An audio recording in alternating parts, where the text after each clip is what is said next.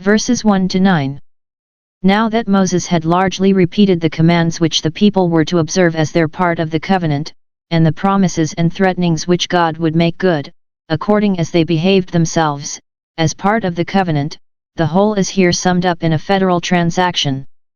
The covenant formerly made is here renewed, and Moses, who was before, is still, the mediator of it. v1 The Lord commanded Moses to make it. Moses himself, though king in Jeshurun, could not make the covenant any otherwise than as God gave him instructions. It does not lie in the power of ministers to fix the terms of the covenant, they are only to dispense the seals of it. This is said to be besides the covenant made in Horeb, for, though the covenant was the same, yet it was a new promulgation and ratification of it. It is probable that some now living, though not of age to be mustered, were of age to consent for themselves to the covenant made at Horeb, and yet it is here renewed. Note, those that have solemnly covenanted with God should take all opportunities to do it again, as those that like their choice too well to change.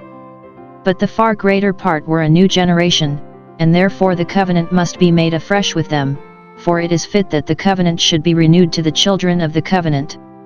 It is usual for indentures to begin with a recital. This does so, with a rehearsal of the great things God had done for them, as an encouragement to them to believe that God would indeed be to them a God, for he would not have done so much for them if he had not designed more, to which all he had hitherto done was but a preface, as it were, or introduction. Nay, he had shown himself a God in what he had hitherto done for them, which might raise their expectations of something great, and answering the vast extent and compass of that pregnant promise, that God would be to them a God, as an engagement upon them to be to him an obedient people, in consideration of what he had done for them. For the proof of what he here advances he appeals to their own eyes. v2 You have seen all that the Lord did. Their own senses were incontestable evidence of the matter of fact, that God had done great things for them, and then their own reason was a no less competent judge of the equity of his inference from it. Keep therefore the words of this covenant. v9 These things he specifies, to show the power and goodness of God in his appearances for them. Their deliverance out of Egypt. v2, 3. The amazing signs and miracles by which Pharaoh was plagued and compelled to dismiss them, and Israel was tried, for they are called temptations, whether they would trust God to secure them from, and save them by, those plagues. Their conduct through the wilderness for 40 years. v5, 6. There they were led, and clad, and fed, by miracles, though the paths of the wilderness were not only unknown but untrodden, yet God kept them from being lost there, and, as Bishop Patrick observes, those very shoes which by the appointment of God they put on in Egypt, at the Passover, when they were ready to march, Ex 12:11, never wore out, but served them to Canaan, and though they lived not upon bread which strengthens the heart, and wine which rejoices it, but upon manna and rock water, yet they were men of strength and courage, mighty men, and able to go forth to war. By these miracles they were made to know that the Lord was God, and by these mercies that he was their God. The victory they had lately obtained of Sihon and Og, and that good land which they had taken possession of. v7, 8.